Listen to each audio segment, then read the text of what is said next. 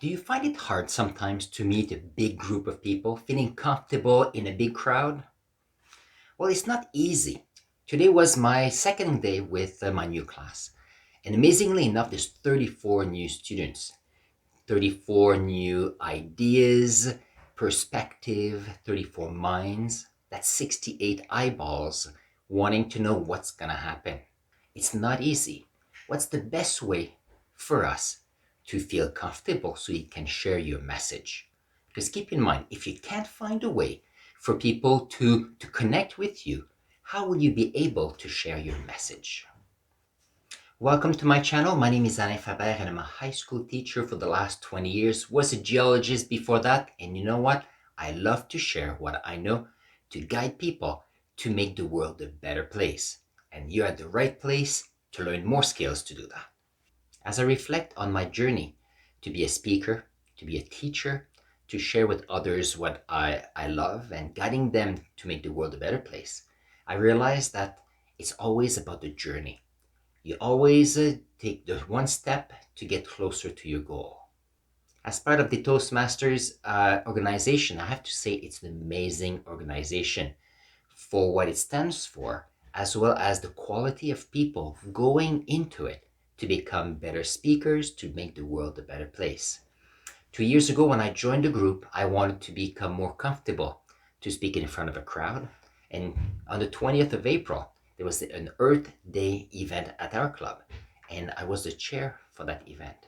Now, from the about 20 to 25 people coming to our club meetings every week, there was more than 60 people this time for the event from Canada and the United States. Amazing speakers, amazing event. And it was interesting to realize that from me being uncomfortable to speak in front of a few people, I was speaking in front of more than 60 people. Someone counted 75 at some point in the event. That's a big step up.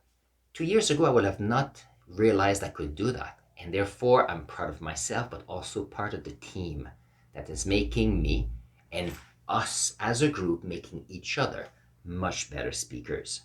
And this is the topic of the video today, where I want to share with you what are the tricks you can do that I've learned that I consider is important to be better speakers in front of a group and being able to share your message. But here are the 3 tips for you. The first tip is for you to know that you are excited to meet new people. Think about that. If you go to a group or an event, a function, and you feel concerns and stress a little bit, it will show and your confidence may not be as high. On the other hand, if your mindset is that you're excited to meet new people, to share your ideas to make the world a better place, the energy will shift, and that will be wonderful. And in a classroom, you can see it often where you start at some point a project and people are concerned, they're shy, they don't want to participate or share ideas. And something happens and people start sharing ideas, and then that's how, as a class, we grow with the knowledge base, but also what we can do. It's a bit like when you go to a Tony Robbins event. I remember a couple of years ago when I went to one of his events, where we all sat, all people not knowing each other, and then you don't talk to each other, and by the time you finish the event, you've talked to your neighbor and neighbors on the row, people in front of you, behind you, you've shared ideas, your goals, difficulties, challenge, and you have a solution and a drive to move forward. That has a skill. This is a skill that Tony Robbins has, and I've always marvel in many ways of what he can do with a crowd. Can I do that? Not quite. Is it a vision of where I can see myself one day? Even if I don't reach that, every step closer to have a better interaction with a group is one step closer for what I think is the best way to make the world a better place. My second tip for you is about finding common grounds with the people that is part of your group. So if you're part of a company and you're talking to executive, you are people with the same mission, the same goal to make the company better. If you're part of a classroom, part of a course, people are there wanting to be there, and therefore it's more interesting for them to be going the same direction. So, as a speaker, one thing you can do is ask questions to them. Ask a survey here and there, ask them to fill out a form, ask them to put post its on a board. And the idea is as you ask questions and ask as they answer to you start understanding a few things. First, that you are interested in a group. Second, the group appreciates that you want their input. And then once the flow of energy, the flow of ideas starts, then it can snowball and get even better. And that's what we always hope in a group setting. Tony Robbins does that amazingly, where it starts and within 4 hours, the momentum just keeps on growing and growing. And this is a skill. Can we always do it? Not always. Is it something we can strive for? Yes, indeed. For the same reason, when you are in a small group and you feel a bit shy to share your ideas, to raise your hand or say something, the more you feel comfortable in the group, the more you'll be able to participate and contribute. And that is very important because as a speaker, you want to contribute to the group, but you always also want the group to contribute. Because when you step out, you want the group to be able to be self-sufficient, to have the drive to do better among themselves, but also as individuals to make the world a better place in the long run.